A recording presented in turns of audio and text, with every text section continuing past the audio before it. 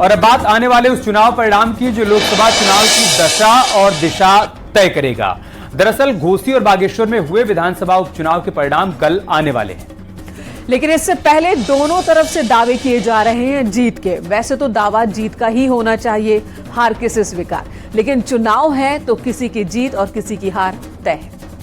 अब अगर कल के परिणाम की बात करें तो उससे पहले पिछले चुनाव के कुछ परिणामों पर नजर डाल लेते हैं, उसको समझ लेते हैं। घोसी में 2022 के नतीजे पर नजर डालें तो 2022 में दारा सिंह चौहान को 1,08,000 वोट मिले थे और दारा सिंह उस समय समाजवादी पार्टी से चुनावी मैदान में उतरे थे। उसी चुनाव में बीजेपी के विजय राजभर को 86,000 वोट मिले थे और बीएसपी से वसीम इकबाल को 54,000 वोट मिले थे और वो तीसरे नंबर पर रहे थे। लेकिन इस बार मुकाबला बीजेपी और समाजवादी पार्टी के बीच में है, लिहाजा क्या तस्वीर रहती है उस पर हर किसी की नजर है। अब बात अगर बागेश्वर की कर लेते हैं, 2022 के नतीजों को समझ लेते हैं तो बीजेपी के चंदन रामदास को 32,211 वोट मिले थे, वहीं कांग्रेस से रणजीत दास को 20,070 वोट मिले थे और आम आदमी पार्टी से बसंत कुमार को 16,109 वोट मिले थे। लेकिन इस बार बागेश्वर सीट पर बीजेपी और कांग्रेस के बीच सीधा मुकाबला है। वैसे घोसी और बागेश्वर के नतीजे जो भी रहे, लेकिन एक बात तो बिल्कुल साफ है कि इसका सीधा असर 2024 के लोकसभा चुनाव पर पड़ने वाला है। इसी से जुड़ी एक रिपोर्ट आपको दिखाते हैं।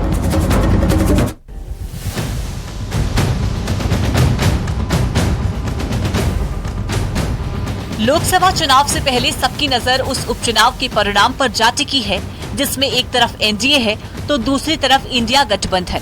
एक तरफ बीजेपी से मुकाबले में समाजवादी पार्टी है तो दूसरी तरफ बीजेपी के सामने कांग्रेस। यानी घोसी और बागेश्वर सीट पर अब फैसले की घड़ी आ चुकी है और यही रात अंतिम, यही रात प्रत्याशियों के लिए भारी है। घोसी और बागेश्वर में काउंटिंग की तैयारियां पूरी हो चुकी है, सुरक्षा के इंतजाम किए गए हैं और ईवीएम की निगरानी के लिए पुलिस फोर्स को लगाया गया है। इतना ही नहीं, सीसीटीवी से भी निगरानी हो रही है। मतगणना के लिए बहुत चाक चौबंद व्यवस्था पुलिस की गई है। इसमें एक एडिशनल एसपी हैं, 3 सीओ हैं, 17 इंस्पेक्टर हैं, 78 सब इंस्पेक्टर हैं, 600 के लगभग कांस्टेबल, हेड कांस्टेबल और 100 के लगभग महिला कांस्टेबल और 3 कंपनी सीएपीएफ और 3 कंपनी पीएससी की व्यवस्था की गई।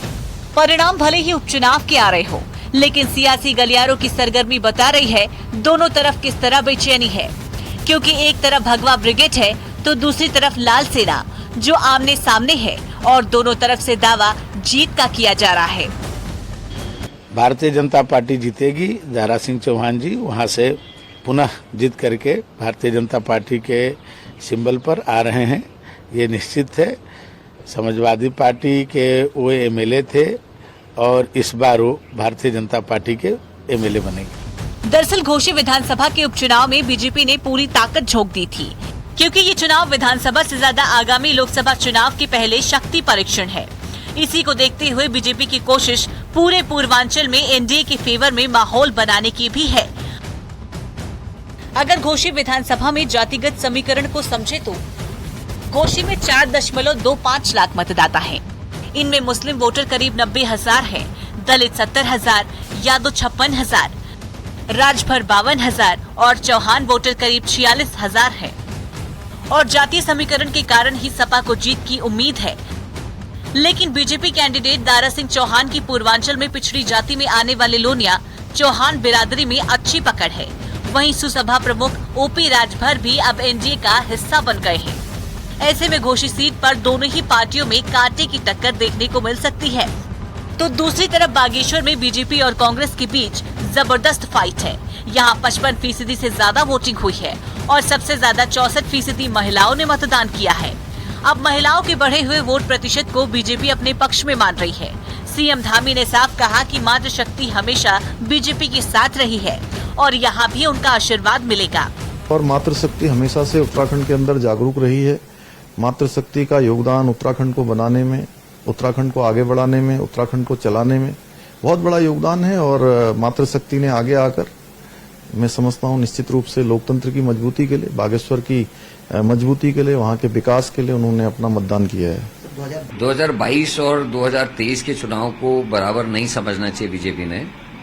मणिपुर की घटना, अंतर्राष्ट्रीय बेटियों के साथ जो खिलाड़ी बेटियां हैं उनके संग जो दिल्ली में हुआ अंकिता मर्डर केस, वहां की महिलाओं के बीच में बहुत हावी थे और महिलाओं ने जम के कांग्रेस के पक्ष में इस बार मतदान किया है। महंगाई से सबसे ज्यादा परेशान जो है वो महिलाएं हैं। घोसी और बागेश्वर के नतीजे जो भी रहे, लेकिन एक बात तो साफ है, इसका सीधा असर 2024 के लोकसभा चुनाव पर भी पड़ने वाला है।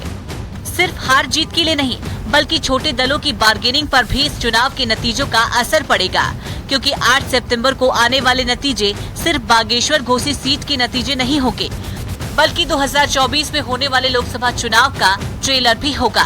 Bureau report, news 18।